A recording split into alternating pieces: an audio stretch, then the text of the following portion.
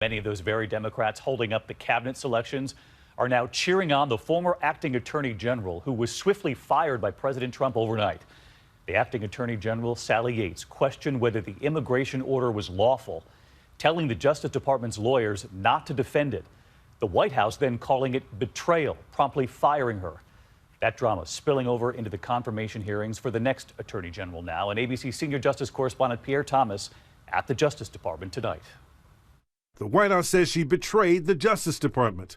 But tonight, Democrats are embracing former acting Attorney General Sally Yates as a hero. I know Sally Yates as a person of integrity. Sally Yates stood her ground. That statement took guts. Yates sent shockwaves through Washington with her announcement that the Justice Department would not defend the president's executive order.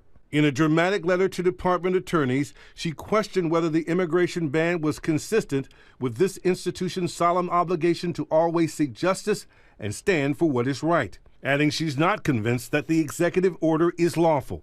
Within 3 hours, Yates' and Obama holdover was out, fired by President Trump. For the Attorney General to turn around and say, I'm not going to uphold this lawful executive order, is clearly a dereliction of duty, and she should have been removed, and she was. Yates received the news in a letter hand-delivered to the Justice Department. In a blistering statement, the White House called her weak on borders and very weak on illegal immigration. If you have a legally executed order, and the Attorney General says, I'm not going to execute it, that clearly is a betrayal. Her successor, Dana Bente, another career prosecutor. His first order of business, pledging to enforce the president's executive order. The clash comes as the Trump administration battles to get its Attorney General nominee, Senator Jeff Sessions, confirmed. Ironically, Sessions once questioned Yates in 2015 at her own confirmation hearing.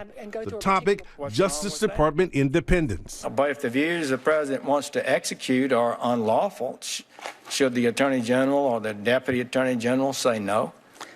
Senator, I believe that the Attorney General or the Deputy Attorney General has an obligation to follow the law and the Constitution and to give their independent legal advice to the President. Today, Democrats questioning whether Sessions himself could demonstrate that kind of independence from President Trump.